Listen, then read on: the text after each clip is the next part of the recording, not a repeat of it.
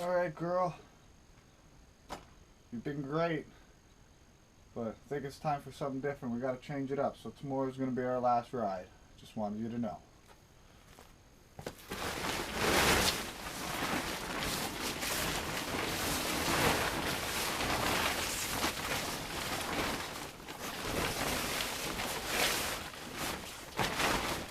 Sweet dreams.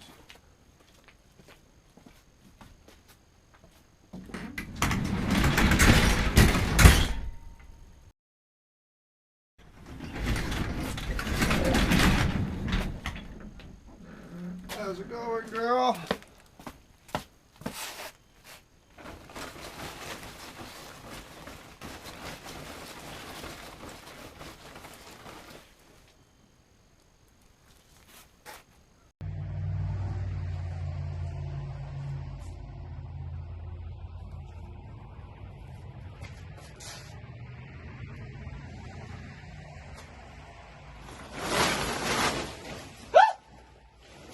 What is up, everybody, and welcome to 100 Speed.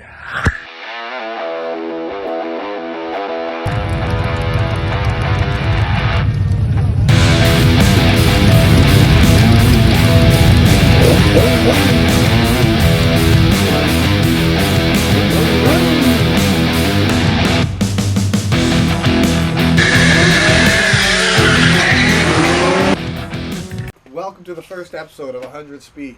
So we're going to start with my bike. It's 1979 cx500. 500 is yes for the 500cc beautiful engine underneath here.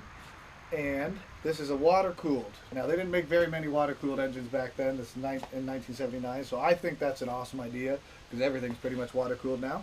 So now this bike, people didn't really like it because it felt top-heavy. It is quite a heavy bike. It's 534 pounds wet. And with the transmission being on the bottom of the engine, it makes it for definitely a tall engine. It does make it top heavy. Now that made for a very narrow wheelbase at 58.9 inches.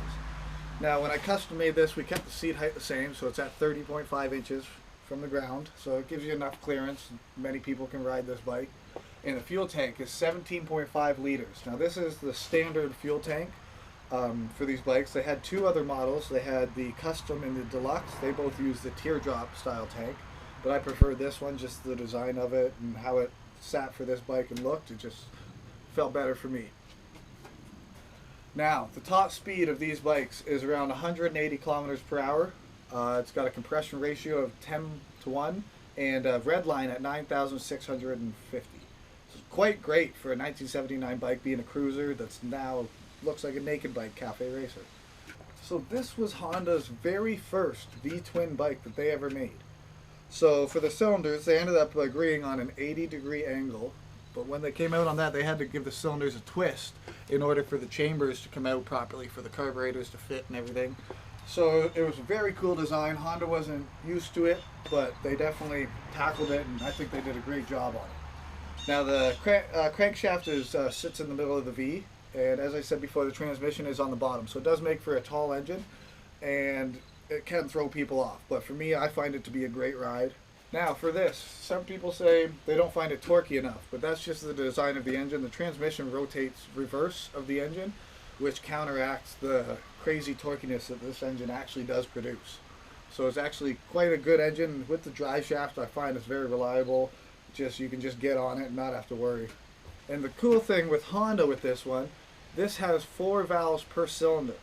So instead of their normal overhead cam, which Honda is known for, they went with overhead valve on this and had to use push rods for this engine. So it made for a little design difference for them, but they didn't seem to have a problem making it. So what we did with the bike is we now have cafe racer handlebars. We went with the single front light, and we went with the solo seat. It actually has diamond gold stitching through it, just to give it a nice little design. For the carburetors, stock main jets, they were 78 and 112.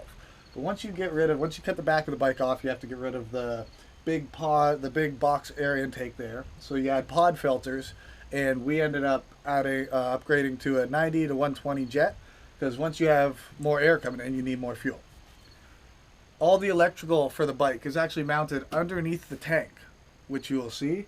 And the only thing that's not mounted under the tank is actually the battery box and the rectifier, which is actually mounted on the Rejuve battery box on the very bottom there. Also, this is a Rejuve seat bracket. They don't sponsor this video, but their stuff is awesome, good quality, and I can't complain about it at all.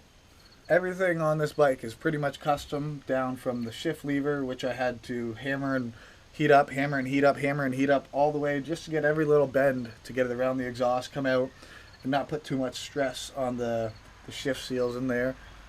Foot pegs are actually from the back of the bike, where your friend would sit, but those are custom now for the front. The entire exhaust on this is actually made from both front pipes. I had two of them, so I just cut and welded, and they ended up working perfectly with the bends and everything to suit this bike actually beautifully. And now let's dig into the nitty gritty. Alright, now in the front we run Dunlop tires. They're 100 by 90 by 19. And this is the Comstar rim. Now most bikes in this era, 1979 around there, they use spoked rims, and which called for tube tires. Now with this rim it was new, so it allowed for the first production bike with tubeless tires. Now we run a single piston caliper and just your basic rotor. And on this bike, on the Cafe Racer, we upgraded this to a braided line just to get rid of any worry about any of rubbing, anything like that.